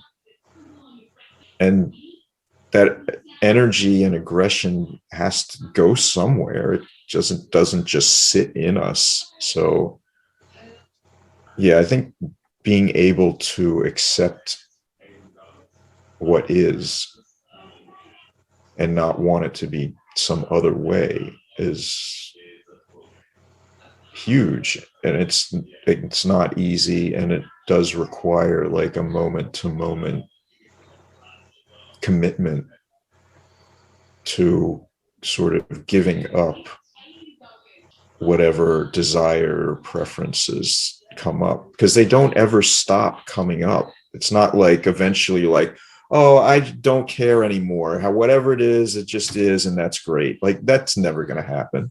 Never going to happen. So it's a moment to moment like relinquishment of, boy, I wish I didn't feel like that, or I wish that guy wasn't such a fucking asshole all the time. Like, no, you just got to let it go over and over and over again. What do you think is the more like, if someone was working on doing that, do you think it's more important for them to start with the intellectual conception of the view, which makes that seem like that's the right kind of practice, or to start working on emotional resistance, the unwillingness to feel into and beyond our upset about things? I don't know. Everybody's different. So for some people, it could be one, some people the other, maybe some people both at the same time. I think it just depends on the person, really. Like, I don't, we're not like cars, like put together in an assembly line. And the undoing of the stuff isn't going to be an assembly line thing either. And so programs or like spiritual paths that don't take into account somebody's individuality and circumstances are generally not really effective, I think, because it might, they might work, but they might not. And it's just everyone's so idiosyncratic that what works for one person may or may not work for another. I know you were asked to provide feedback on deep principles of Kabbalistic alchemy, and that gave you the opportunity to reread and dig into that set of ideas. And obviously, it impressed you in a certain way that you've become much more engaged with it. So, what was it? What was it that you saw in that?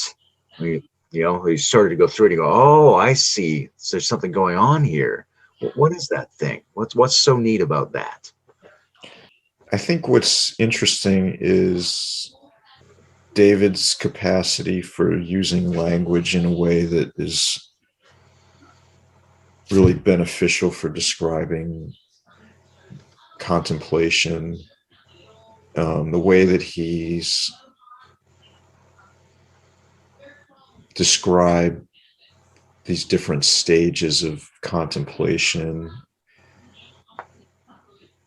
And I think also the way that he's able to diagram the different aspects of practice and sort of put it into words and picture and images, what's going on, which in many ways seems beyond description altogether. So I think it's really useful, because otherwise we have no way to talk about these things or teach them or really learn about these methods that allow us to really learn like about the hidden aspects of ourselves and the world. So I really like the way that he's able to make it seem coherent. Like it makes it coherent in a way that is surprising, I think, to me. Yeah, I found it much richer than I initially assumed it would be. I particularly like, how to say, his sense that the secret Mercury informs the ordinary Mercury, which is something I see in people like Nagarjuna and in the way that Zen koans are structured, where it's something about, the indistinct factor is present as the distinction making. It's completely transparent. Yeah. When did you become so enamored of Pico? And what was it like for you to realize how much was in the oration? I think it was, I don't know, probably about 6 years ago or so. And I think at the time I was in graduate school, and I think, if I'm not mistaken, like doing a lot of like reading of like theology and medieval and Renaissance philosophy, and I don't remember exactly how I came across it, but I do remember reading it, and I was pretty shocked because it seemed like he was, I don't know, it seemed like what he was saying was completely applicable to what I was studying, and that his message was timeless. And it was like he was trying to remind people of something that they'd forgotten about. But it was a weird experience to read it, because I was like, well, he's reminding these people in the Renaissance of something that their culture had forgotten. But I'm reading it now, and like, we've forgotten the same exact thing. So that was like odd. It was like a very odd moment. Like he's reminding like all of us of the timeless nature of reality. It's so strange. Like the thing that always is always forgotten, right? That which makes everything apparent is never even considered. And I think too, like people like me, to know and experience the fact that most everyone else is walking around not only ignorant of the reality of it, but completely disinterested in it. Like, even if you say to them like the miraculous nature of this, and they're like, yeah, whatever, let's go get lunch. Like, that's what we're confronted with. So I think reading Pico was like, oh, this guy, he gets it. And he was trying to tell everybody, and they didn't care. And they killed him. Just like Christ. Not like Christ, but it's not dissimilar in a way either. So I think that, to me, that was like a real extraordinary moment, because I realized, like, okay, all of the Western esoteric impulse, this is the reason for it, and yet no one recognizes it. And then and what do we, and as a result, we get like chaos magic, thelema, and like witch TikTok. And I'm not saying any of these things are bad in and of themselves. They're not. They're perfectly fine. But they're not the pursuit of undying, unborn wisdom bliss. They're not that. It's not that. That's what it's about, but nobody cares. So what are you going to do? If nobody cares, and if great sages and esoteric texts sort of naturally conceal themselves under their own surface, what's the significance in trying to tell people or to remind people? Is there any use to that? I think in some circumstances there is.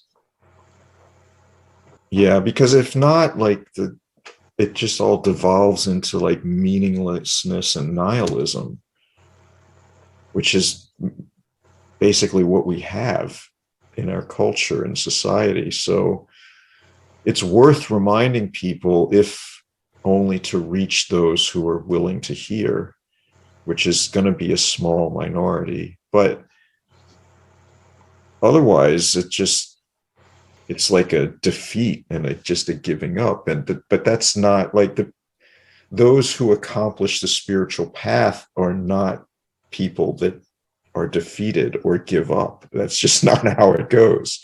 So the people that accomplish the spiritual path are victors and the champions and heroes. So there's no giving up or being defeated. It's just like, well, we just go on doing what we do, and we'll reach those who are looking for it. And we're here for people who want to learn and do the thing.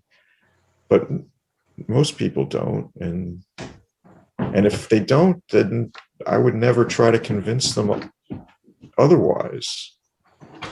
Because if someone doesn't really want to follow a spiritual path, if they don't feel a compulsion towards it, they should not do it, nor should they be made to feel guilty for not doing it.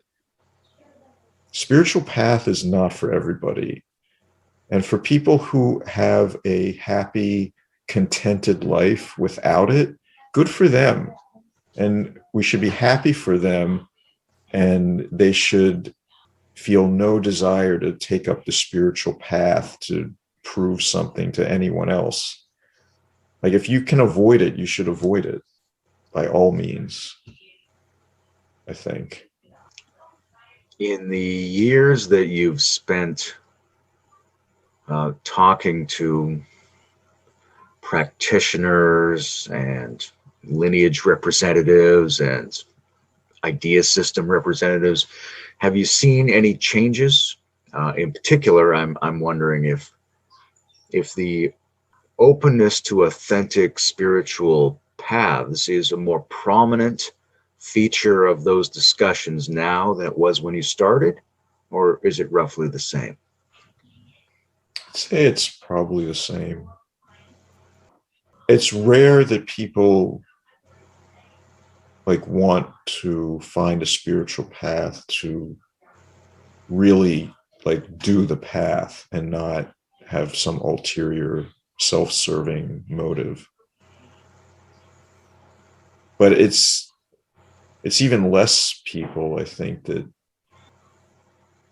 like really know what they want and are able to do it. Like, a lot of people, I think, are interested in the sort of exotic nature of it, like the mysterious nature of it, the hidden secret nature of it, the ability to do things that most people can't or won't do, having powers.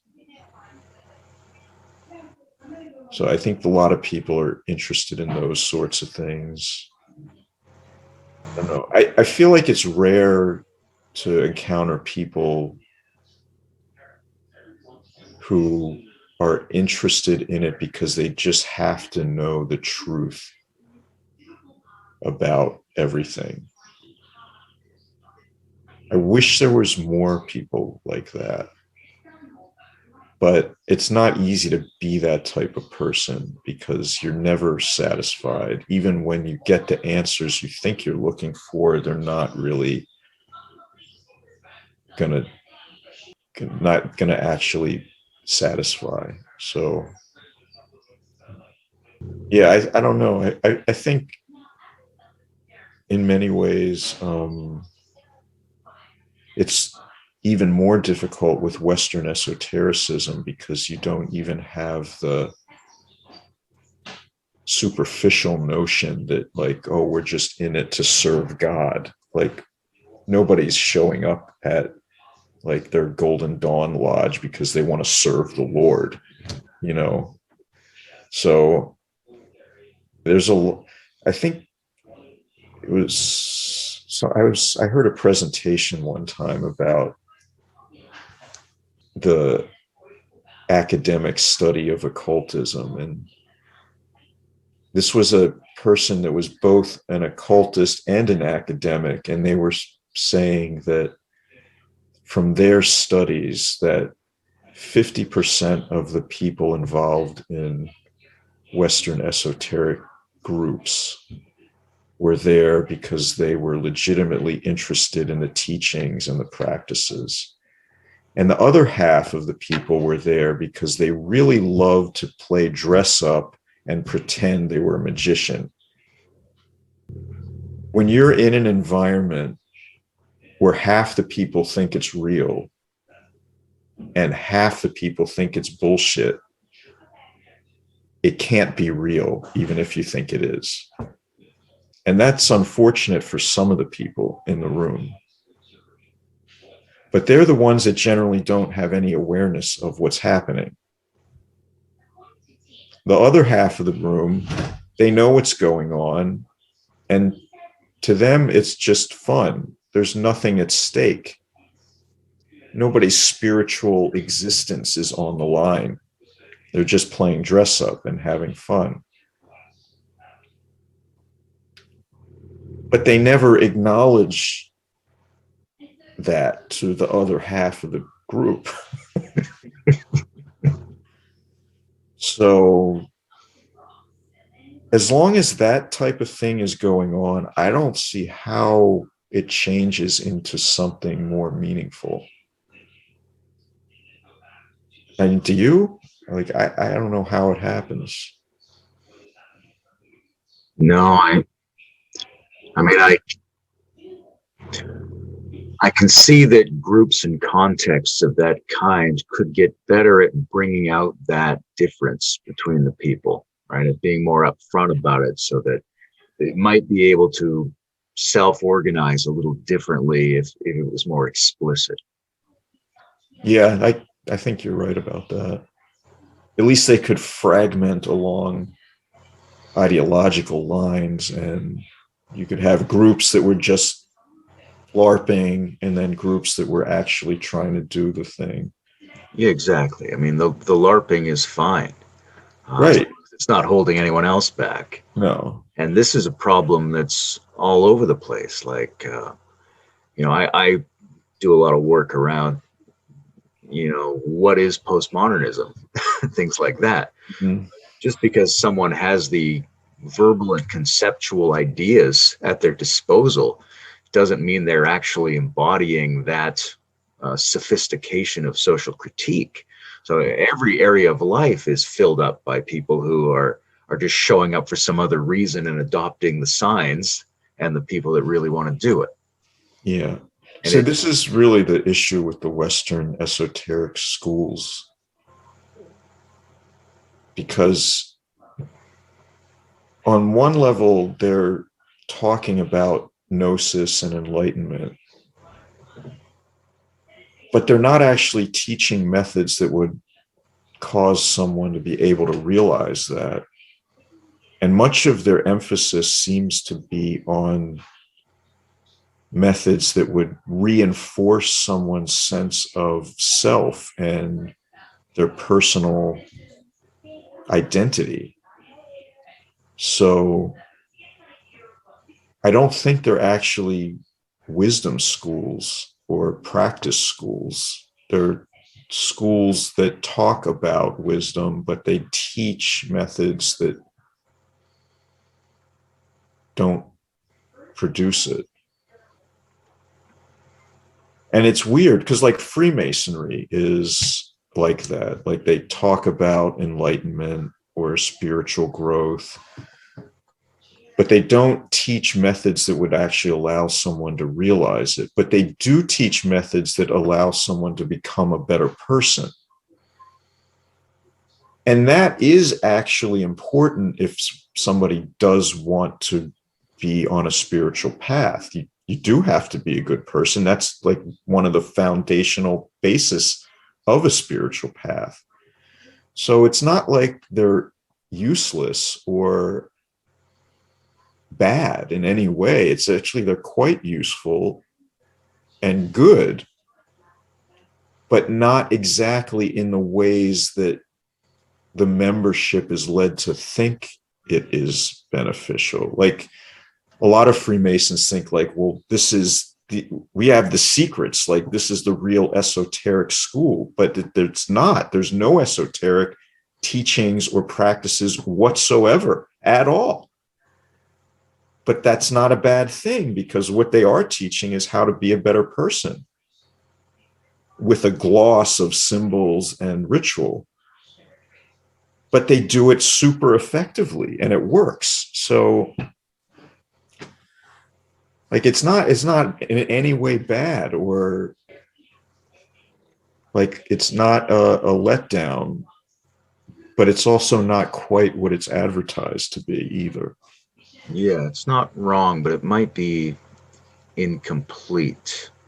This old idea of exoteric, mesoteric, and esoteric dimensions of something seems like it should be in play more, where some people are showing up to do the performance part, and some people are getting some interesting information and being improved, and then some people are doing an esoteric core. But those people, I mean, the people who come up through any form and sort of break through into the fact that they are personally really motivated to do the spiritual practice part, they have to constellate a nucleus for there to actually be a functioning esoteric component to that. Yeah, and they would probably even need like additional aspects of it that aren't present. So yeah, it's not bad. It's just, you're right, it's not complete, and I don't think it could ever be the thing that we might want it to be. And I don't expect that is going to change. And I don't know that, I'm not saying it couldn't change, but that would be a really radical shift, considering for hundreds of years it's been like kind of coasting along with this inertia of talking about wisdom but not really pursuing it. Yeah, it's really tricky to think about because, if there was a more open discussion about surface and depth and about actual practice and about the kinds of distinctions that we've been discussing, then maybe that would help it move along in that direction. But the fact that it's always tended to go a certain way in these groups and communities means it's very likely to keep doing that indefinitely. Yeah, and I don't think it will ever actually change unless you had like a wisdom master, and these systems don't produce that. So yeah, it's tricky because, like only those that practice certain methods realize wisdom, but the methods themselves don't bring about the realization of it. So I can see why there's resistance to the whole thing, right? It makes sense that from one side you'd say, well, the methods don't actually make it happen anyway, so why should we bother with that? We'll do our thing and it might happen on its own, because they don't understand it never just happens on its own. It's like, you don't get a beautiful flower garden by, throwing your garbage out the window. We've talked a little bit about, a view that transforms things. Well, there's a view that keeps things in place that is sort of oddly passive, Mm-hmm. reading things like the oration, right? If you think there's just a source of information and I will access it, and then me, just as I am, will then have that information, that's extremely passive, as if the information is going to do the work on you, when in reality, you have to do at least 50% of the work. You have to take the wisdom in to meet the person who's providing it to some degree. Yeah, I think it's even more than that. Like, there's all kinds of aspects to it. Like, one is that the information itself can't change you. Like, you have to contemplate it so deeply that it becomes part of your identity, and then you can actually act from it. And then the acting from it is the work of like constantly reminding yourself, like, no, I can't do the thing I always do. I've got to pretend that this other reality is the case and act like that instead, until it becomes habitual. Yeah, it's a process. And then, there's the idea that, the master introduces the teaching, and then you meet it at whatever level you're at, and those two mix to produce a new middle level, and then you have to keep like higher, lower, middle the whole way up the ladder. Another aspect of it is that we have to aim really high, because if we don't, like, what happens is, like, you aim up here, you hit here. But if you aim here, you're going to hit here. So you have to aim super high just to get like a mediocre result. And so that's the way human beings are. So there's all of these aspects of trying to improve that are not really intuitive or obvious to the superficial observer. And then they cause all sorts of decisions and actions that cascade in a way to make the realization of wisdom like pretty much impossible. I resonate a lot with the description of uh, moving step by step by virtue of the higher and the lower blending together in the middle. Yeah. I think that if we collectively had a different kind of education system, people might have a little bit more of an advantage, because there's really no discussion in schools, for example, about the difference between knowing and understanding. It's not part of anyone's curriculum. And we spend all this time growing up through the school system so that our basic instinct about how you get educated is a very flat way of just acquiring and regurgitating knowledge with no sense that that's different than assimilating. Yeah. And this is where people get the idea that information could equal transformation from school, basically. Yeah, it's not good. Yeah, and I think that that's part of the spiritual path is being, you have to learn how to learn. You know, you can't learn how to live until you've learned how to learn first. And it's difficult too because we don't really inculcate this idea that you can't just be, like the way Gurdjieff would teach about, in order to be, you have to be able to do. And if you can't do, you can't even be. And so there needs to be more emphasis on accomplishment and being capable and working and doing things. Yeah, I think that, to me, that's like a major difference between the esoteric schools that pursue wisdom and those that talk about it but don't pursue it.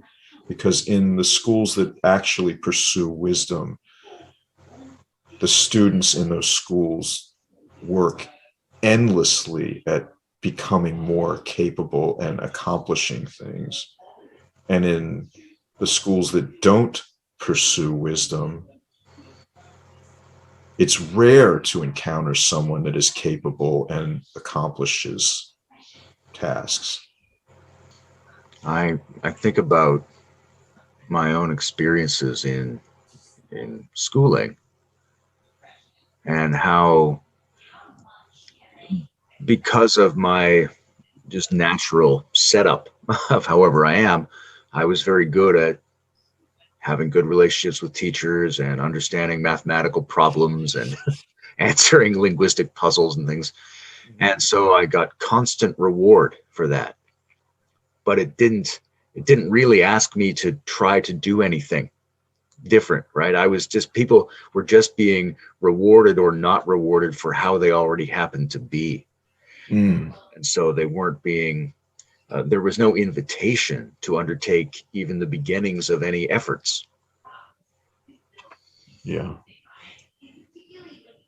Yeah, I think it's really rare, I think, people even recognize like what's required to change and to grow.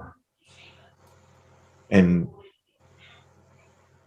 when oftentimes when people encounter it outside of themselves, there's like huge resistance to it. And even when we encounter it within ourselves, there's resistance to it. Because I mean, there's a part of us that wants to grow and change and be better, and then there's the part of us that's lazy and doesn't really want to change at all and is perfectly happy and content in whatever mediocre to unsatisfying circumstances we find ourselves in, and maybe there's an aspect of us that doesn't think we deserve anything better. Like, just, you deserve this. Like, you should just be happy with your lot in life and just settle, because it's easier. It's way easier than to struggle and fight and be constantly confronted with our shortcomings. So It's difficult to be aware of a constant existential dissatisfaction and then to not also try to solve it with some particular element of regular life. absolutely. Yeah. And our culture tells us that that's what we should do, right? There's endless distractions and assuagements for any physical, emotional discomfort or anything. Like, there's a myriad of ways to distract yourself, and we almost inevitably pick one of them and don't sit with our suffering enough. We're not intimate enough with our own suffering to be sick of it. It's really the bottom line. Like, we're not even aware enough of our own suffering to want to change. Because if we were, we wouldn't do anything else but change. So it's quite a situation, but it's also never been any different either. So Yeah, it's the situation. the problem situation. The it's But like, we're the problem yeah, to ourselves. So to change means to undo that which we hold dearest. yeah, the thing that is it's the very essence of our holding. Yeah, and it's not, and people, they think like, oh well, it's my personality, it's what makes me me, but it's not. That's not what it is at all. It's all of the stupid habits and mechanical nature and sleepwalking through existence. That's what it is. That's the essence of you, of me. That's our essence, is distracted sleepwalking. It's not like some quirky personality trait, or like the fact that I just love chocolate. Like, that's not it at all. It's the fact that, like, I would rather have a routine that allows me to not have to think about anything. And that's the essential aspect of ourselves that we hold dearest, that we don't want to get rid of. It's got nothing to do with like who we are or who we love, or the things that make us an individual. Like, nobody has to give any of that stuff up. That doesn't cause a problem. It's all of this, the just being mechanical, and then all the judgments about other people to make ourselves feel okay. Like,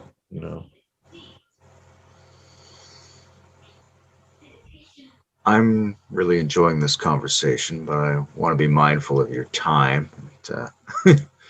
We've been at it for a while and already did some yesterday. So, how do you feel? Are we about at the end? Yeah, I think we're probably getting there, but I've really been enjoying speaking with you. Thank you very much. Yeah, I appreciate how much you put into each answer. It seems like you look seriously and with fresh eyes in response to each question. And I also find Um, there's something very sweet here too. I find something very sweet about you. I appreciate the questions, and it's more, I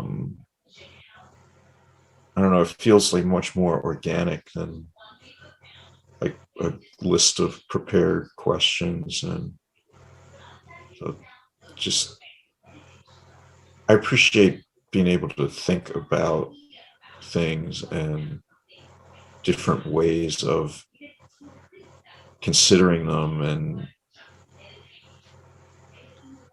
trying to get beyond or penetrate through like a superficial analysis, because I don't know, my experience at this point is that generally like what we take to be common sense is just complete bunk. And like if we don't deeply think about and consider even the most simple, straightforward things, then we're not really alive, I guess, is how it feels to me. And I want to feel alive, and I want to feel like I'm participating in life, not just accepting someone else's opinions about the way things are or how I should be, because that feels like death to me. So even if I'm wrong, I still want to consider it and reach my own conclusions. And I'm often wrong. That's fine, because if I don't give myself the chance to be wrong, how am I going to learn what is right?